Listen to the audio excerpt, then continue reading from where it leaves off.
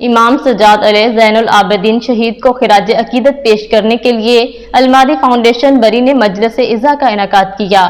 پاکستان سے آئے ممتاز علامہ غلام اکبر ساکی نے خصوصی شرکت کی۔ رپورٹ کر رہے ہیں عارف چودھری۔ امام سجاد علیہ زین العابدین شہید کو خراج عقیدت پیش کرنے کے لیے المادی فاؤنڈیشن بری نے مجلس عزا کا انعقاد کیا۔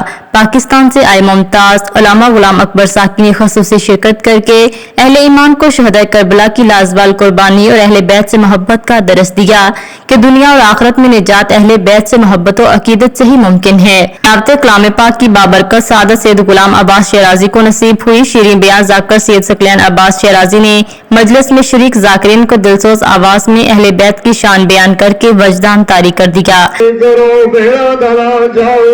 بی بی عقل نار گیا کہے ام کلثوم دا ویر اوجڑی رقیہ دا ویر شیرین آدھی بی بی مینو پک ہو گیا میں اجڑ گیا ہن اپنا نام چا سائن آدھی میں اپنا نام چاونا میرے قریب آ سر دے وال کھول شیرین وال کھولے نو ملے آدھی میں زینب اجڑی علامہ غلام اکبر ساکی نے کہا کہ جب یزید لوگوں کو بتاتا کہ امام زین العابدین باغی ہیں، ہم نے ان کے خاندان کو بغاوت کی وجہ سے مار دیا تو معصوم حضرت زین العابدین فرماتے لوگوں ہم اہل بیت رسول ہیں، ہمارے گھرانے میں وحی اور قرآن آیا اور ہم دین اسلام کے وارث ہیں، باغی نہیں۔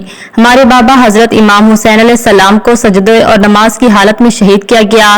امام زین العابدین نے فرمایا ہم اللہ تعالیٰ کے دین کو بچانے نکلے ہیں اور تا قیامت دین اسلام زندہ رہے گا۔ انہوں نے مزید کہا کہ یزید نے مؤذن کو اذان دینے کا کہا، اشہد ان محمد رسول اللہ کہا تو حضرت زین العابدین نے کہا کہ دیکھ یزید اذان میں حضرت محمد صلی اللہ علیہ وسلم کا ذکر ہے نہ کہ تمہارے خاندان کا، ہم جیتے ہیں اور تمہارا ہے، اور کہا ہے کہ جب تک اذان باقی ہے تب تک میرے بابا حضرت امام حسین علیہ السلام کی قربانی باقی ہے اور ہمارے خاندان نے خون کی قربانی دے کر تا قیامت اسلام کو زندہ کر دیا۔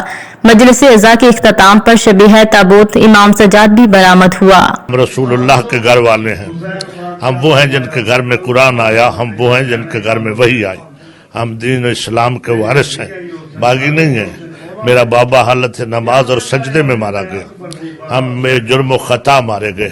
ہر قدم پہ امام نے اپنا تعارف کرایا اور کہا کہ ہم اللہ کے امر کے احیاء کے لیے، اللہ کے دین کو بچانے کے لیے نکلے ہیں اور قیامت تک ہم اللہ کے دین کو بچا کے جا رہے ہیں، قیامت تک دین اسلام زندہ رہے گا۔ اہل بیت کی دین اسلام کو تا قیامت امر کرنے کے لیے دی جانے والی لازوال جانی قربانیوں کو آج اور قیامت تک اہل ایمان یاد رکھیں گے۔